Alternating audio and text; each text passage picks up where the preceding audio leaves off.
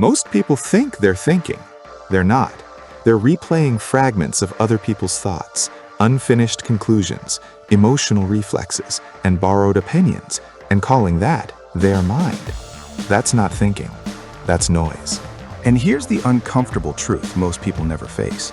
You don't lose clarity because reality is complex. You lose clarity because your thinking is shallow, narrow, and lazy.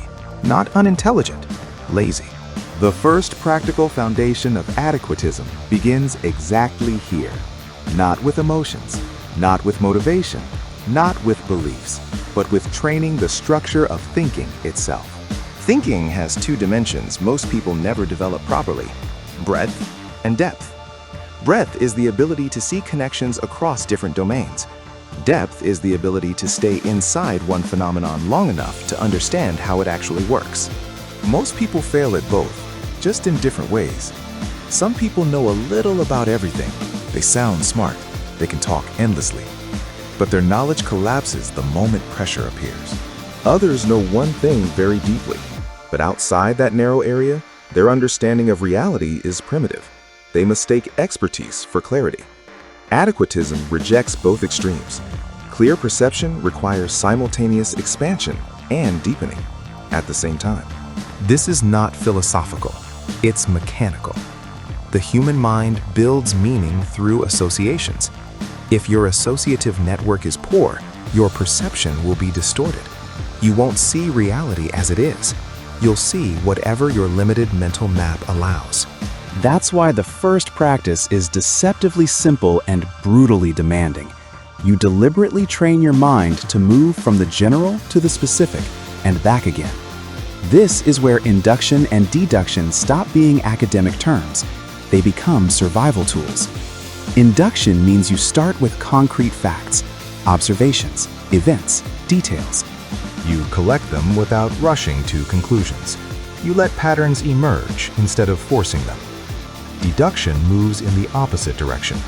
You start with a general structure or principle, and you test how well it explains specific situations. Most people never consciously practice either. They jump straight to conclusions and then defend them emotionally. Adequatism demands discipline instead. Take a single real-life situation, not a hypothetical, not an abstract idea. For example, a project fails. Inductive thinking asks, what exactly happened? Which steps worked? Which didn't? What variables were present? No drama, no identity attached. Deductive thinking then asks, if this failure fits a broader pattern, what principle explains it? Was it poor feedback loops? Bad incentives? Lack of verification? Same situation, two directions of thinking. This back and forth trains clarity.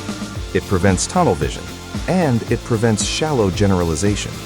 Over time, your mind stops panicking when faced with complexity because it has tools. You're no longer overwhelmed, you're oriented. And this is only the beginning. There's another layer most people never touch. Breadth is not just knowing many things. It's the ability to recognize structural similarity across completely different fields. Reality repeats itself. Human behavior repeats itself. Systems repeat themselves. Only the surface changes. The mechanics don't. When someone lacks breadth of thinking, every situation feels unique, overwhelming, unfair, chaotic. When breadth is trained, patterns appear automatically. You start noticing that conflict dynamics in relationships resemble negotiation tactics in business, that power struggles in social groups follow the same logic as dominance hierarchies in biology, that manipulation in media uses the same triggers as manipulation in personal conversations. This is not mysticism, it's structural literacy. Breadth trains your subconscious to stop treating every stimulus as new and dangerous. It replaces panic with recognition. Depth works differently. Depth is the ability to stay with one phenomenon without escaping into distraction, without rushing to moral judgment, without emotional shortcuts. Depth asks uncomfortable questions. Why exactly does this work? Which variables matter and which are irrelevant? What breaks if one element changes? Most people avoid depth because it exposes ignorance. It strips away confidence based on vibes and opinions. Depth requires patience, and patience feels threatening to a mind addicted to stimulation. But depth builds something shallow thinking never can: reliable internal reference points. When you combine breadth and depth, something critical happens. Your subconscious starts forming accurate associations. Not emotional ones, not defensive ones, but functional ones. This directly affects perception. Instead of reacting to surface noise, your mind searches for structure. Instead of dramatizing events, it asks how they fit into known patterns. That's why Adequatism treats thinking as a daily discipline, not a personality trait. You don't wait for insight, you train it. You deliberately analyze situations both inductively and deductively. You deliberately compare phenomena across domains. You deliberately stay longer inside complex questions instead of escaping into conclusions. This is mental strength. Not loud, not performative, but stable.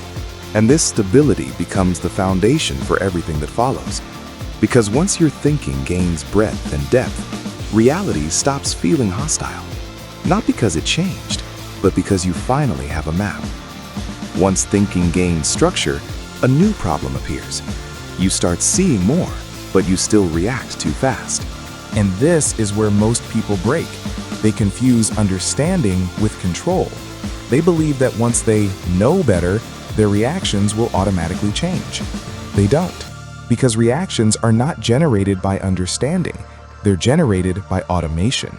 This is the point where adequatism becomes uncomfortable, because it forces you to look at how perception actually works.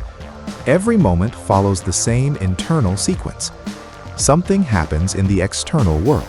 A sound, a look, a message. Your consciousness registers the signal. Then that signal is passed deeper, into memory, into past experience, into the subconscious. The subconscious doesn't think, it matches. It scans for associations, for similar situations, for learned responses. And the moment it finds something, it sends a reaction upward. Emotion, impulse, urgency. This entire process happens faster than thought. That's why most people sincerely believe their reactions are natural or authentic or just who I am. They're not. They're trained. Every automatic reaction you have exists because it was reinforced at some point. Fear, learned fear. Avoidance, learned avoidance. Aggression, learned aggression. Automation itself is not bad. Without it, you couldn't function. You wouldn't be able to drive, to speak fluently, to respond physically in time.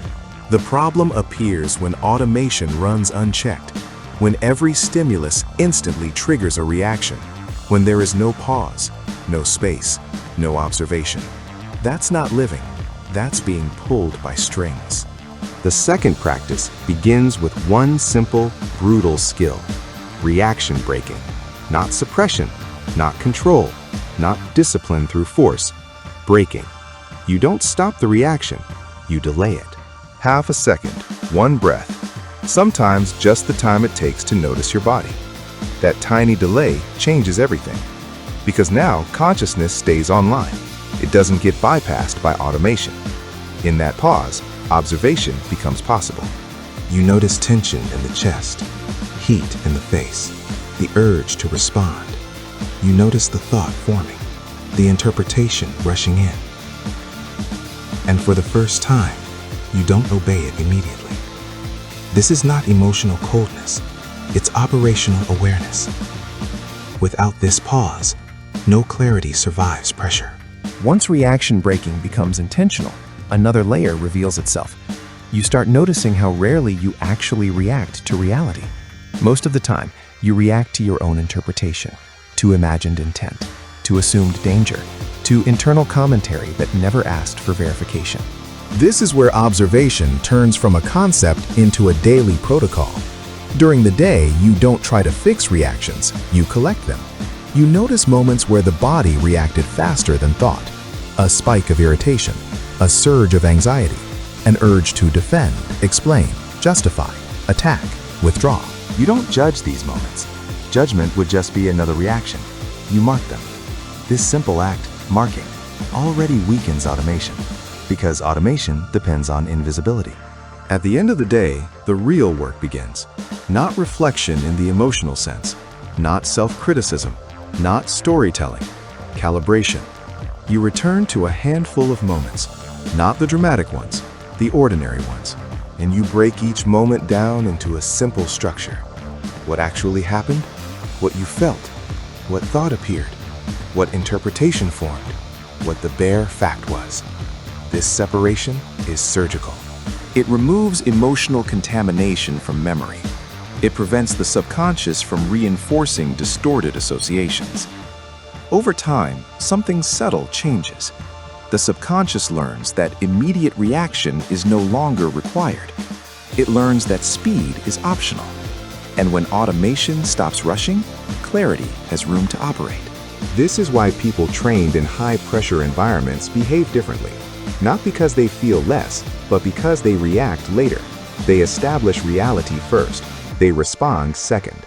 When this practice stabilizes, you notice an external effect. People find it harder to provoke you, harder to rush you, harder to manipulate your emotional tempo. Not because you resist, but because there's nothing to hook into. Pressure loses leverage in the presence of delay. This is not passivity, it's precision.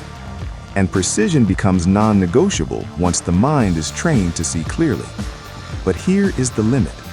If you only train thinking and reaction control, the system overheats. Clarity turns into tension. Observation turns into fatigue. Without stabilization, control collapses back into reflex. That's why the third practice exists, not as a bonus, not as relaxation, but as structural maintenance. After the mind sharpens and reactions slow down, a strange imbalance appears. During the day, clarity increases, decisions become cleaner, perception becomes sharper. And then evening comes. The body is still tense. The nervous system is still activated. Thoughts keep looping, even though nothing is happening anymore. This is where most people sabotage themselves. They assume clarity is a purely mental process. They try to calm the mind directly. They fight thoughts. They try to turn the brain off. That never works, because the mind does not lead the system. The body does. If the body remains in a state of readiness, the mind will stay alert. No amount of reasoning can override that. This is why the third practice begins not with thinking, but with bodily regulation. Autogenic training, originally developed by Schultz, is not meditation in the popular sense. It is not visualization. It is not relaxation as entertainment. It is a method for restoring baseline control over physiological states. You are not escaping awareness. You are deepening it. The setup is deliberately simple. You lie down or sit comfortably, eyes closed. Minimal external stimulation. Nothing mystical happens. Nothing dramatic. You bring attention to one part of the body, for example, the right arm, and internally you repeat a neutral phrase. My right arm feels heavy. Not forcefully, not with expectation, not trying to produce an effect. You observe. At first, nothing may happen. Then a subtle sensation appears. Weight, warmth, or simple release. The key is this. You do not imagine sensations. You register what is already there. If there is no sensation, that is also information. No correction is needed. Attention alone begins the process. You move gradually through the body. Arms, legs, torso. Each time the same neutral observation. Heavy, warm. The nervous system reads this as a safety signal. Muscle tone decreases, breathing slows, and only then does the mind begin to quiet down. Not because you ordered it to, but because the body stopped broadcasting urgency. This reveals something most people never realize. Mental clarity collapses when bodily tension accumulates. No philosophy can override that. Autogenic training is not about peace. It is about restoring a neutral baseline. Without this baseline, sustained clarity is impossible. Once the body begins to settle, another layer becomes visible. Clarity is not something you force, it's something that appears when interference is removed. This is why any form of meditation that trains attention works, if it actually trains attention. Not fantasy, not escape, not dissociation. Attention. You can focus on breathing, on bodily sensations, on a point in space. The object does not matter. The stability of attention does. When attention stabilizes, the mind stops fragmenting reality. Thoughts still appear, emotions still arise, but they lose authority. They are seen as events, not commands. This is the same mechanism you train during the day through reaction breaking, the same observer position. The difference is timing. During the day, clarity is active, analytical, operational. In the evening, clarity must become quiet, non-invasive, restorative. If you only stimulate the mind without stabilizing the body, you create imbalance. This is why substances that alter consciousness always degrade long-term clarity. Alcohol, drugs, anything that artificially shifts perception. They may feel like expansion or relaxation, but they always reduce accuracy. You might gain intensity, you lose precision. You might feel depth, you lose grounding. Adequatism does not reject altered states out of morality. It rejects them because they distort reality, and distortion is the opposite of clarity. This completes the cycle. During the day, you expand and deepen thinking. You train induction and deduction. You build accurate associations. During the day, you also train reaction breaking. You delay impulses. You separate fact from interpretation. In the evening, you stabilize the system. You release bodily tension. You return to baseline. Without stabilization, clarity collapses into anxiety. Without breaking, insight collapses into impulse. Without thinking training, observation collapses into confusion. These three practices are not separate tools. They are one system: development, control, stabilization. When they work together, the first law of adequatism stops being a concept. It becomes a mode of operation. Not dramatic, not performative, but precise. And precision in a chaotic world is real power.